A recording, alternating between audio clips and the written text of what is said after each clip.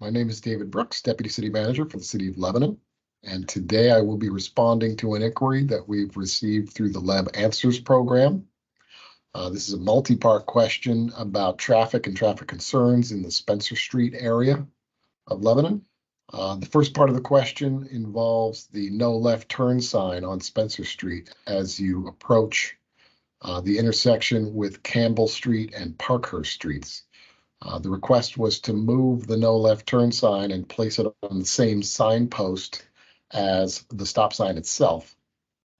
The short answer is yes, we can do that. We've consulted with the Manual of Uniform Traffic Control Devices, and that is a change that we can make and that we will make in the coming days or weeks. The second part of that question was to put a similar no left turn sign on the signpost in front of 10 Parkhurst Street that points people towards Colburn Park. That is a change that we're not prepared to make at the moment. We're going to see if the changes to the other signs and putting them on the same signpost as the stop sign will have a better impact and remind people that that's for local traffic only. And that traffic should not normally go through that Parkhurst Street neighborhood. The next part of the question was to consider making Parkhurst Street a one-way street from the corner of Elm Street and Parkhurst to the intersection of Parkhurst, Campbell, and Spencer Street. Again, that's not a change that we are prepared to make at this time, but we will continue to monitor traffic movements and traffic volumes in that area. And if it becomes warranted, then that's certainly a change that we would consider making at a future time. There was a part question about extending the sidewalk on Elm Street that currently runs from Parkhurst Street about halfway towards Bank Street. The request was, could that be extended all the way to Bank Street? The concern is that the feeling is that there is not enough right-of-way. The location of the buildings along that street and the utility poles do not allow space for extending the sidewalk closer to Bank Street.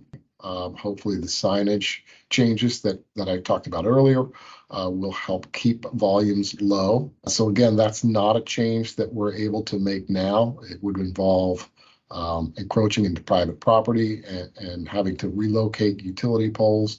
And ultimately getting very, very close to some people's buildings and homes. So that's not a change we're able to make at the moment. The next part of the question was about the stretch of road from Spencer Street to Hanover Street, which I take to mean Taylor Street, which runs from near the CCBA through the lower parking lot behind City Hall, past the Ledyard Charter Building and the Peking Tokyo and Village Pizza Building out to Hanover Street. The city has undertaken a project to study those the parking lot areas behind City Hall, the upper and lower parking lots, if you will. And so that section of Taylor Street will certainly be part of that study. It could be up for possible realignment and be part of it. It could be part of realignment in association with whatever other development opportunities might come to light through those studies. The portion of Taylor Street closer to CCBA and Spencer Street, however, there's very little room to widen that. We are encroached, we're hemmed in by property lines on both sides. And it's just a narrow street with parking spaces directly off on both sides. So I think the best suggestion there is to encourage people to slow down and be cautious and careful. There's a lot of activity with the recreational fields there, the CCBA itself, the multi-use path of the Northern Rail Trail. There's a lot of activity, cars coming and going. So we just encourage people to go slow through that section, take it easy, and be aware that the cars might be coming from different directions. The last portion of the multi-part question was to consider pursuing grant funding to build a road or a causeway from Spencer Street to Heater Road. The city's been very successful in pursuing grants at the federal and state levels.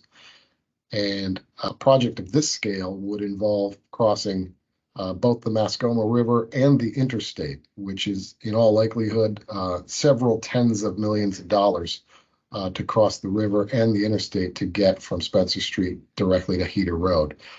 So in all likelihood, there's not that kind of money available for that project. And certainly the city has other priorities that we feel are considerably more impactful and beneficial to a broader segment of the community that we do intend to continue pursuing. So that covers the multi-part question about traffic in the Spencer Street area. Thank you very much for the questions, and I look forward to receiving more questions in the future.